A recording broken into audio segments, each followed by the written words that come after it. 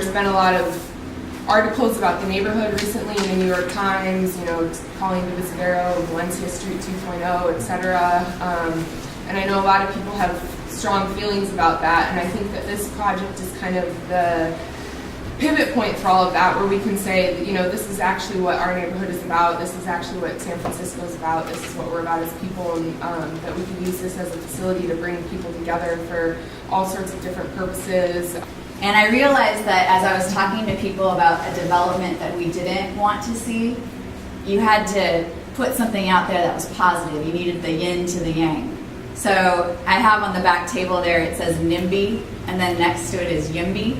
So I think I'm a YIMBY. I'm about yes in my backyard. I don't want to say not in my backyard, but in order to say yes, you actually have to work hard and put effort into making something that you want to see.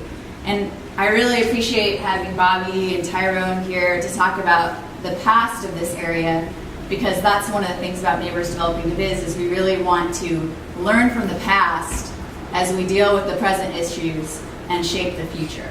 So that's the work that really is driving us here. Because this valley, from where we are now, that we're at the ridge between the valley going down towards Hayes, what was called Hayes Valley, and the valley that goes towards the Panhandle and the Wiggle. That valley towards the Panhandle and the Wiggle was called Sans Souci Valley from about 1850 to about 1920. And that's no coincidence, because the first building in the neighborhood, the one pictured there, was the Sans Souci Roadhouse, which means carefree roadhouse. And it was like a hotel and a stopping point for people along the first road. And let me just interject that we are going to make a beautiful garden and eatery in the Hayes lot, and we're going to call it the Sans Souci Garden. Nice. So tying that in. Yeah, so see you all at the Sans Souci Garden. There's a ton. Most of your music was up here on Divisadero Street, and the Harding Theater was thriving back then. It was great.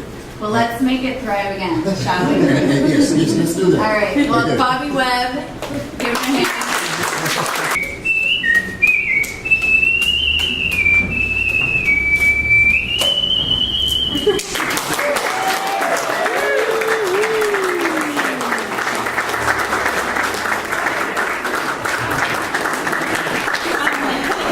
I rode my bike here really fast on the Wiggle, so I couldn't get here on time.